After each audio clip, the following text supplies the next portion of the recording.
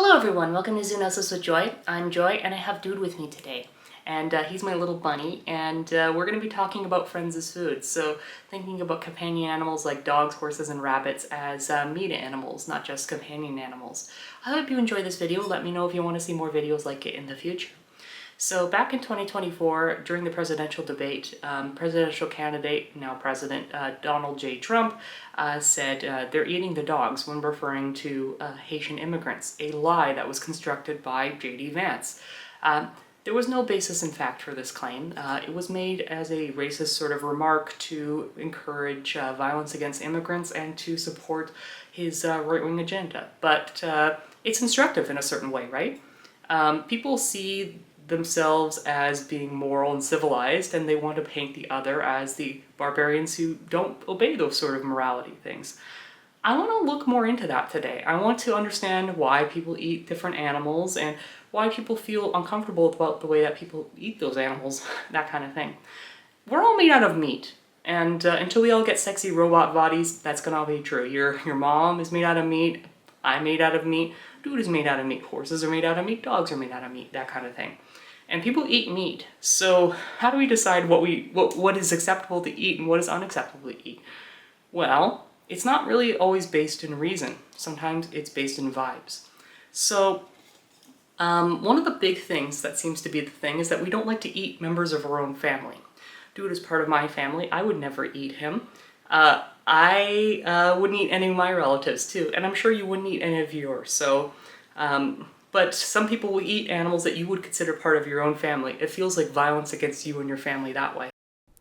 Why should someone, who presumably has never sampled it, suspect that a poodle meat might taste similar to human flesh? Pet dogs are not human, but they are the next best thing. We exclude pets from our own food sources as due to their social proximity to ourselves as humans. As Simoon suggests, familiarity with animals, particularly in functional relationships and as pets, led to a rejection of entire species of domestic animal. Avoidance of dog flesh in the Western world may have come about because the dog is the friend of the family, and eating it seemed an act akin to cannibalism. As Marshall Solins points out, it actually does cross over into something akin to the incest taboo. I'll read the quote here. As domestic cohabitants, dogs are closer to men and horses, and their consumption is more unthinkable. They are, quote, one of the family, end quote. Traditionally, horses stand in a much more menial, working relationship to people. If dogs are as kinsmen, horses are as servants and non-kin. Hence, the consumption of horses is at least conceivable, if not general, whereas the notion of eating dogs understandably evokes some of the revulsion of the incest taboo. So very much is a amygdala kind of limbic system sort of response. We have a strong disgust reaction against things that are seen as breaches of moral conduct. And that can be very informative about how we talk about other people as well as how we talk about ourselves. In this video, I'm going to talk about 3 species in particular, the dog, the horse, and the rabbit, and understand how our attitudes have changed and how they are challenged by what other people are doing. So I hope you enjoyed this video, and let me know if you want to see more like it in the future. Alright, let's go to the part 1. Part 1, dogs. So, full disclosure, I've actually eaten every single animal in the title of this video, including dog. You have to understand, it was a different time. It was the far back year of 2013, due to the Harlem Shake or whatever, and I was an edgy teenager in a different country. I won't say which one because there's lots of racists in the world, and I abhorred tradition. I abhorred things that were cultural norms. And I also wanted to try things that were new, and I was curious. And I was in a foreign country with my own money, and I decided that one of the things I wanted to do was I wanted to try dog. Now, I had never grown up with dogs. I didn't consider them part of my family. I considered them animals, friendly animals, and I like dogs, and I still like dogs today. But I didn't see the difference between a dog and a horse, or a dog and a cow.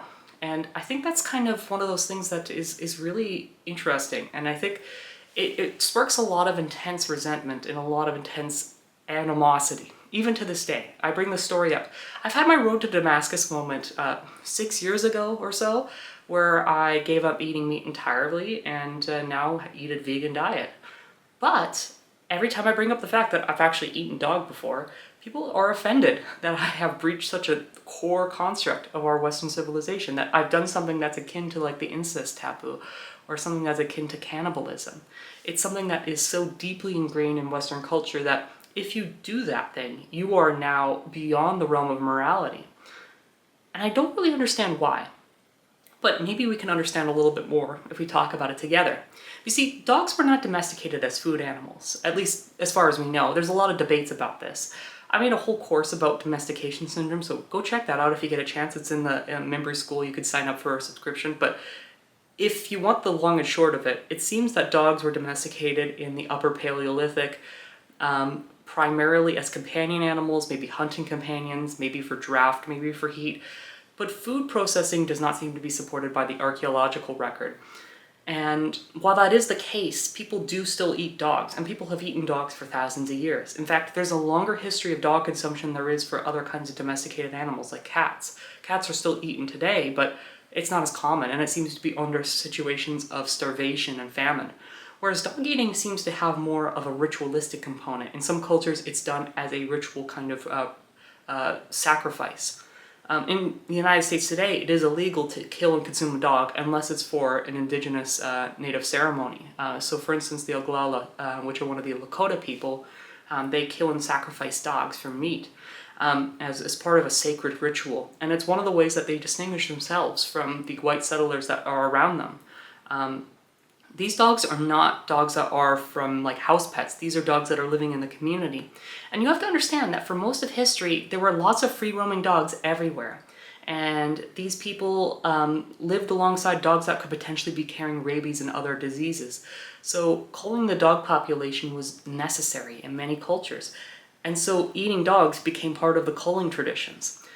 It also, it has a sacred component too, right? And it's often done as a ritualistic aspect because dogs are seen as very helpful by many cultures. They're companions. They are moving things for us. They're often used as hunting guides, that kind of thing. And I think part of the reason that dogs are so ingrained in our lives is also part of the reason that people seek to eat them as well and make them part of their own bodies. In certain cultures, it is actually not considered, in some cultures it's considered unclean to eat dogs, right? For instance, in Jewish dietary law, it's prohibited. But in some cultures, it's actually, they have the A-OK to do that. For instance, in the Confucian Book of Rites, it specifically says that eating dog is actually good for you. In Chinese traditional medicine, it's associated with hot yang.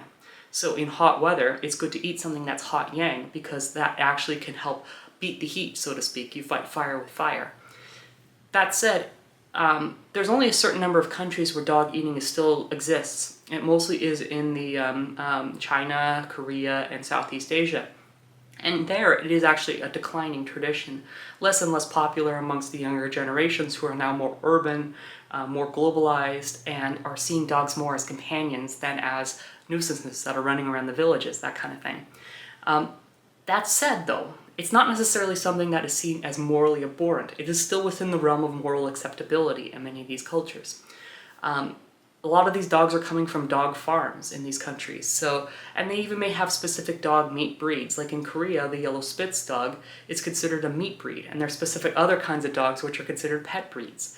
These animals are not given names, they're not treated like pets, they're treated as livestock, and then they're killed and consumed. Usually not in the home environment, actually. Most of the time in restaurant settings, so it's seen as a special occasion. It's not something you would eat every day. What's also interesting, too, is that dog consumption, it seems to have a cultural kind of prevalence. And as there's been more and more pressure from the West to discontinue these sort of things, the people who do consume dog more regularly are doubling down on it because they want to be seen as different from Westerners who despise that kind of thing.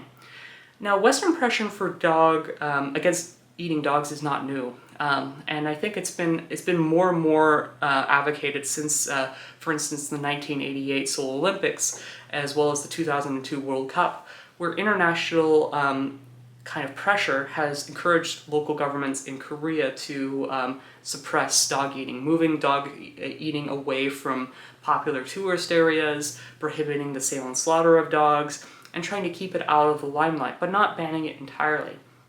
In other countries like the Philippines, there is an actual legal ban. But that doesn't mean when something is banned or it's illegal or it's taboo, it doesn't happen. In fact, it means it is happening and there needs to be a law against it. So there's a reason for this kind of thing. Western pressure is not simply about the fact that dogs are friendly and their family and that kind of thing, but it also be about the actual ways in which dogs are kept and slaughtered. Principally, one of the big things that draws a lot of ire and a lot of attention is supposedly the way they're slaughtered. I say supposedly because while I believe these accounts, I can't verify them for myself, and there's a lot of Orientalism and racism that goes into this stuff. I will say that traditionally the ways that these animals were slaughtered was through strangulation and bludgeoning, although it seems that kind of electrocution is a method that's performed today. I don't know if that would be considered a humane slaughter method in North America, and I don't think it would be. But that being said, those methods still continue. There's also rumors and stories about animals being abducted from the communities that are pets or are stray animals or lost pets, that kind of thing, that have been turned into food that way. It's very similar to that Herodotus episode where the guy, as punishment for being kind of for some reason, I can't remember exactly the story, and I'll put the actual text in the window here. He has fed his own son unknowingly, and he discovers this, and he is horrified that he's been treated this way, basically. That this is a horrifying punishment to put on someone, that you've eaten a member of your own family, basically, and you've breached this taboo. That said, not everyone feels that way, and numbers vary, but between 13 million to 30 million people, 30 people, dogs, dogs can be people, 13 million to 30 million dogs each year are slaughtered for this sort of thing. There doesn't seem to be any strong reason to eat dogs in terms of nutritional wise. In fact, there is some important zoonotic information you should know, is that dogs can carry trichinellosis.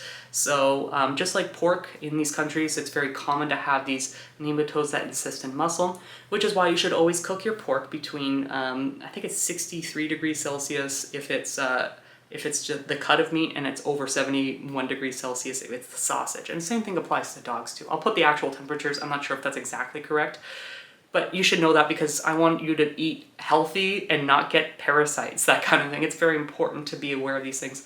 Now, having eaten dog myself, I don't recommend it. I'm not saying you should do it. I'm just saying that I've done it and that I have broken this taboo, and that I don't understand why it's a taboo. I understand that people are very attached to their animals, but it's also something that if you eat meat that other people would consider sacred, like if you eat beef, that's considered offensive to Hindus, for instance. So there are different kind of cultural norms in different places, and we have to be aware of that. So that's it for this part. Let's talk a little bit about horses next. So part 2, horses. Now, horses were hunted for meat for thousands of years. Homo heidelbergensis and Homo neanderthalis, which are our hominid genus Homo, are close relatives. Neanderthals were probably even the same species as us. They interbred with them. They were hunting horses for a lot longer than humans were even in Eurasia. And when humans arrived there, they began hunting horses too, and they depicted them on their cave walls. So people have been eating horses longer than they've been domesticated. I've eaten horse too. I should make that clear. It was a sausage. It was actually from Switzerland. Oh, I forgot to mention too, Switzerland, there was a story a few years back about a bunch of people, there's like a cultural kind of crisis or something, because they found out there was a village that was eating dogs, and it was like a whole culture war thing. Or not culture war, it was like a big scandal, I think is what you call it. But Switzerland is one of the countries where they still eat horse a lot today. So there's something going on in Switzerland. I don't know, maybe it's the altitude, but I've had horse. I don't know, it tastes like it's lean meat. It's a lean beef, basically. It doesn't, sausage meat all kind of tastes the same, so I don't know. But that being said, people probably did not domesticate horses for their meat, although there is some debate about this. Early stories and narratives that were based on archaeology from Botai suggested that humans were mass slaughtering horses. It's not believed anymore that Botai was the center of horse domestication. It seems that happened thousands of years before horses were actually domesticated.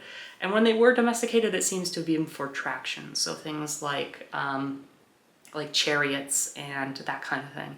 And that happened probably on the Eurasian steppe and maybe happened in Mesopotamia. There's a lot of debate about this. But what is suffice it to say is that horses were probably not domesticated for food, but people ate them regardless. On the Eurasian steppe, people ate horses as part of their normal diet, and they also ate their milk, their fermented milk, which is called kumis or kimis. It's very high in lactose, so it ferments very easily, and it becomes alcoholic, which is kind of cool. There was, ever since like the Roman times, there was a profession of people called knackers. And knackers, what they would do is they would basically kill and butcher old lame horses and then give the meat to the person who had the horse, or they would sell the meat off, that kind of thing too.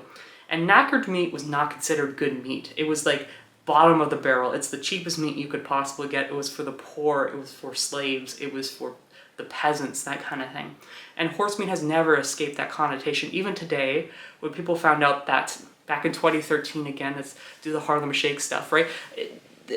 There was like horse meat in like beef lasagna, that kind of thing. There was a whole IKEA thing, and it was a whole thing basically, that people did not want to be eating horse, even by, accidentally, that kind of thing. Because it's considered a dirty meat, and there's not any strict reason for this. Horse meat is just as healthy as beef. It's in fact even like leaner. It might be even better. In fact, it doesn't have any prion disease like the like BSE, like beef. During the mad cow crisis in Europe, horse meat actually got a boon because people were like, oh, this isn't going to kill me if I eat it.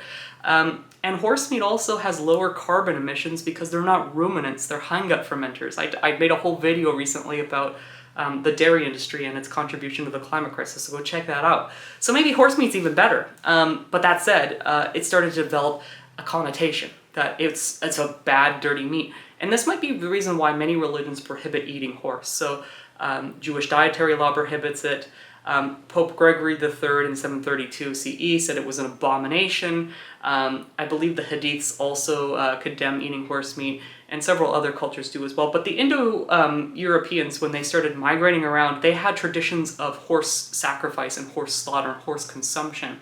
And this makes sense because the Indo-Europeans were originally steppe nomads, basically, before they spread out and settled different places.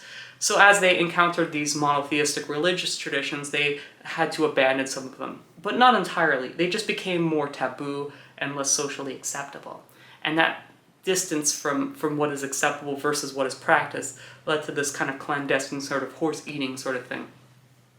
And that has persisted in the Anglosphere to today, basically. And nowadays, it's considered faux pas in the Western world to eat a horse, basically. It literally is the saying, I'm so hungry I could eat a horse.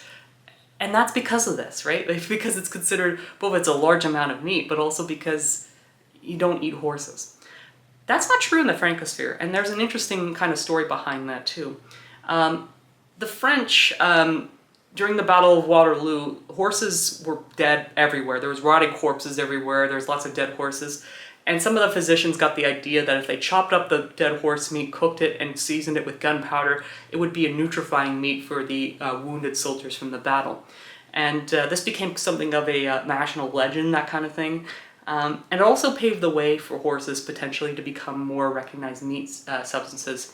And there was a lot of kind of social campaigners in the mid-19th century in post-revolutionary France that were trying to be woke without being revolutionary. They don't want to be seen as Jacobins, but they also wanted to not be seen as like kind of royalists, that kind of thing. So they wanted to be like, we want to feed the poor, but we still want there to be poor, right? They don't want to eliminate poverty. They just want people to be fed, that kind of thing. Okay. And they began to say that horse meat could potentially be the food of the working man. That horses were very strong animals, and if you ate horses, you'd become strong too. It's kind of like caveman logic kind of stuff, right? But it kind of worked, right? Like people began to say, oh yeah, well, yeah, eating horses are everywhere, and when they get old, they just get thrown away. I mean, poor people were still eating horses for centuries. It was kind of like they had illegal abattoirs for horses, basically, where they would get slaughtered. And then when they had this, they would also be like eating large amounts of the illegally, basically. But social campaigners that from like the middle class and upper class were like, hey, the woke thing is, what if we made this legal? Not only would that mean the working man has some meat to get big and strong, but also that means that horses would be treated better.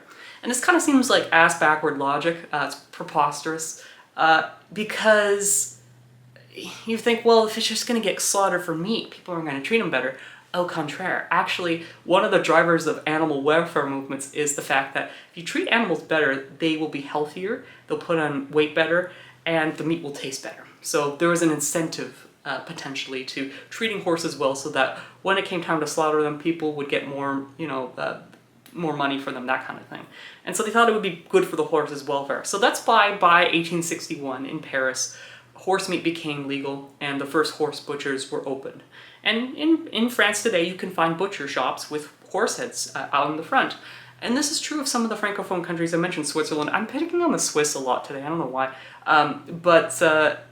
It's very common in some parts of the world. To this day, horse meat is consumed by the Francophone countries. It's also eaten a lot in Japan. And that seems to be part of when Japan opened up to the West during the Edo period. It became seen as like a more of a meat, like a Western sort of meat. And it's typically eaten raw, like sashimi. Horses were not very common in Japan before this because there's just not a lot of pasture land in Japan. Horses were still seen as like military sort of animals, but as horses became more common, you'll have a lot more dead horses, that kind of thing too. They just never developed that sort of social taboo around it. Horses are also still eaten in Central Asia today because of the historical connotations there. But that's not where horses are coming from. A lot of horses are actually coming from North America. Central Asia does produce a lot. China also produces a lot of horse meat. But in North America, most of the horses are actually from the United States, even though they're not slaughtered in the United States. And there's some story behind this. Partly it's because the USDA prohibits doesn't have any budget for meat inspectors in abattoirs that process horses in the United States. So it's de facto banned. There's a bill that's been stuck in committee forever that may get passed eventually that will ban it completely. I don't think it's going to pass, but it may eventually prevent the actual slaughter of horses in the country. But what this means is that horses that are being shipped from the United States go to Canada or Mexico hundreds of miles at a time, deprived of food and water in many cases for days sometimes. So it can be quite cruel in terms of that passage that way. I should mention that following the invention of the combustion engine, horses became less and less useful. They became something of a liability. So no longer an asset, they became a liability, which means that when people had like excess foals, what do? They end up at auction for super cheap, and that means that you have a ready supply of horse meat, basically, right there. And by the 80s, the United States was a huge supplier of the horse meat. So you can see why there's this kind of thing, but Americans don't want to be seen as the main suppliers of horse meat, even though it's going to places like France where they eat horse meat, right? So there's a level of disavowal here, basically, right? This is why you should gild your horses if you have male horses and you don't want babies, because nothing is worse than trying to find a home for an unwanted horse. That is, especially one that's just like doesn't have the ideal genetics, that's just kind of an oops baby, because they're just going to end up as meat, right? So better to castrate those horses, and and then you don't have to worry about it that way. That said, too, when it comes to livestock, like horses in Canada and Mexico, they're usually treated like other kind of livestock at feedlots. They're fed quite a lot until the point they reach a marketable size, and then they are exported to other countries, either in slaughtered form or, in case of Japan, sometimes in live form that way. And that kind of tells us a little bit about how horses are there. There is an interesting thing I want to point out too, is that while there is a lot of ethical kind of consideration about banning horse slaughter in the United States, a lot of it too is cultural. There's a lot of cultural disdain for Frenchness, especially after 9/11, when France refused to join America in its illegal sort of invasion of Iraq. And I'll read this quote out for you. It's kind of incredible. I will cite one posting from June 30th, 2000 to a website called From Horses to Horses Meat Dream Book, where Camille Chonard writes, quote, How do you find horse meat in the United States? I innocently asked some markets that I wanted it, and they looked at me as though I had committed a felony. Thanks for the website. I cannot tell how many times I've been called a frog, horse killer, and French Eurotrash because I want to supply my immigrating family with horse meat. I've got a nasty email from people telling me, "You're a horse-eating French slut who should die. Thank you for help at all. I know how you feel about the American taboo." End quote. So as you can see, horse eating is seen as like an ethnic difference, especially between the Anglosphere and the Francosphere. So there's a ways in which that horse meat eating and horse meat consumption, while it does happen, is still seen as very uncomfortable in the Anglosphere. And it has not developed that kind of normalization that it has in French culture. So that's what I have to say about horses. Part 3 is going to be about rabbits. Part 3, rabbits. So rabbits. I've eaten rabbit. You've probably eaten rabbits. Very normalized in Western culture. I used to have rabbits when I was a kid, and we had a whole bunch of them in our garage. They were not spayed or neutered. And so obviously we got a lot of baby rabbits, and we were soon overwhelmed with rabbits. We gave them away to an acquaintance, and I don't like to think about it because I know in my heart that they became meat, right? And these were pets of mine, and it's one of those things that's kind of heartbreaking to think about now, but at the time it made sense. It's like we had a lot of rabbits left over, and there's no way we could take care of them all. They're not going to go to good homes. They're just going to be eaten, right? Better than that than being euthanized or neglected, that kind of thing otherwise. But it's still troubling to think about because I have rabbits now, and you saw Dune, and I have Darkness as well, and they're part of my life now, but I don't like to think about them as meat animals, but that's what they were domesticated for. People in the Mediterranean have been keeping rabbits for hundreds of years. It's a very big part of Mediterranean cuisine as well as Szechuan cuisine in China. Rabbits are seen to be as a very lean meat. They have very little fat on them, to the point that if you eat only rabbit, you can actually get like rabbit starvation syndrome, which is like a kind of like protein toxicity. And generally rabbits are free of zoonotic disease, although if you do eat wild rabbits, you could be putting yourself at risk of tularemia, which is like a horrible bacterial disease. I don't recommend eating them for that reason. If you do, you have to be very careful about your food preparation. I made a whole video about biological weapons agents, and tularemia is actually considered a potential bioweapons agent, so check that one out if you get a chance. But we know from Roman agricultural texts that people were keeping rabbits in like hutches and that sort of thing, where they would be breeding them for food. And that kind of persisted throughout the Middle Ages at low level kind of production, kind of backyard production. People were not storing these rabbits in forms of sausages or smoked meats. They were consuming them like immediately, basically. So it was a ready source of protein for many of these like small-time producers. But what happened was eventually there was a in the 19th century, people began to recognize that rabbits could potentially be more than just food animals. They could also be pets. An early forerunner of this was the botanist and children's book author Beatrix Potter. And I'll read the quote here because it's very heartwarming. Author and illustrator Beatrix Potter was another early rabbit lover. In 1889, she purchased her first rabbit, a Belgian hare she named Benjamin Bouncer. Peter Piper followed soon afterwards. She described Benjamin as a impudent, cheeky little thing, and both lived with her at least part of the time in the house and went with her on walks on a leash. When Peter died at 9, Potter wrote, quote, "Whatever the limitations of his intellect or outward shortcomings of his fur, and his ears and toes, his disposition was uniformly amiable and his temper unfailingly sweet, an affectionate companion and a quiet friend." End quote.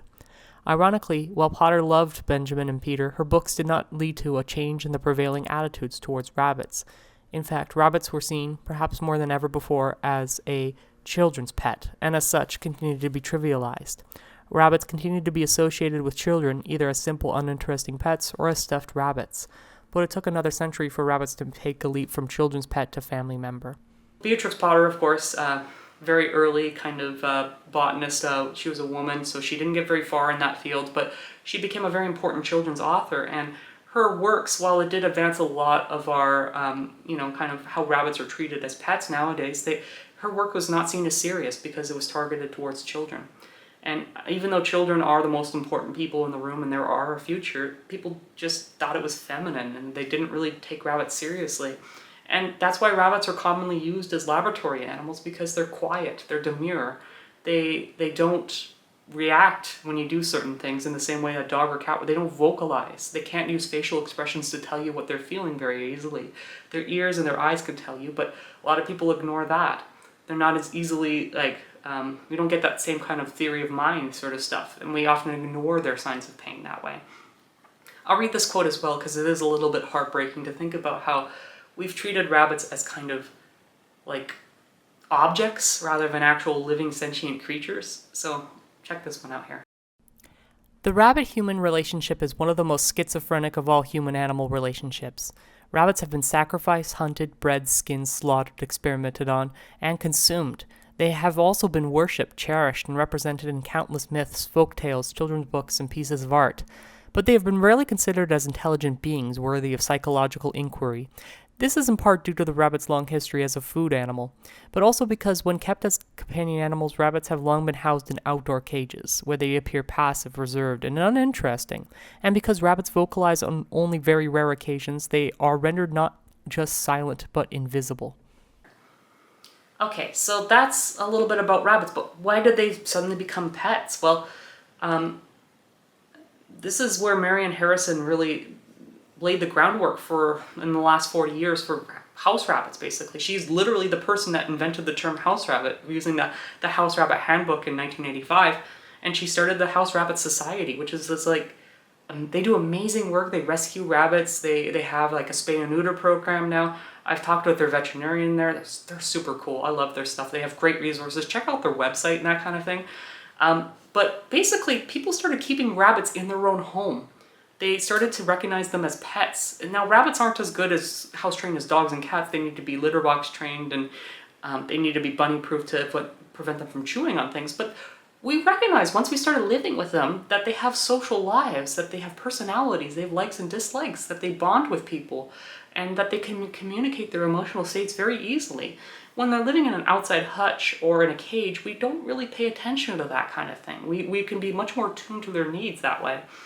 And younger generations are starting to see rabbits not as mean anymore, but as friends. And this is particularly true of young women. It's particularly true of urbanized populations, people who are living in cities, away from farms, away from the rural setting, where they might see rabbits as food more likely. And this disconnect is really apparent, and within families you may find that one half of the family may see their rabbits as pets and the other half may see them as food. I know this in my own family. My younger brother, every time I post pictures of rabbits, is like, "Oh, those are good stew rabbits," or something like that, right? And he's joking about it, but is he joking? Not really. I mean, my mom also makes the same jokes. She says she's the top of the food chain, and I mean, they're my rabbits. It's like, it feels like you're talking about my children. It hurts, it's one of those things that kind of takes me aback. So I can recognize when people are offended, that is how I can kind of grok it a little bit too. It's like, well, certainly it's hard to actually understand that kind of gut reaction of horror and disdain that you may want to eat someone that's in your own family. We're all made out of meat, and that tells us something, right? I will say too that, people, it can be very hard, and I guess this is the conclusion now, so last part, conclusion. What do we learn from all this? Well, people have different thoughts and feelings and different cultural expectations and different moral systems. To a certain extent, we need to have a little bit of cultural relativism and understand that there are different reasons, and there's not a hard and fast rule why specific animals are considered food versus other ones. In fact, it's very arbitrary, and that arbitrariness can tell us that maybe the meat consumption itself may be problematic. And if you stop eating meat because of this video, great. If you don't, okay, I can't stop you. But we need to also be tolerant of other people's differences in a certain way, and recognize that we have to look at our own prejudices and get our own houses in order before we go out and tell other people what we should or should not do. And that's a hard thing to do. It's hard to turn the light in on yourself and think about ways that you've gone wrong in the past and ways that you can do better in the future. Is that something? Maybe that's something. Tell me in the comments if I'm completely off base here, or if you're completely disgusted by my conduct when I was an edgy teenager. So be it. I am trying my best to become a better person, and I'm learning. And sometimes I don't have any good role models for this. I'm just trying to learn as I go along, and hopefully you can learn along with me too. And that's all I have for the video today. I hope you enjoyed it. Peace.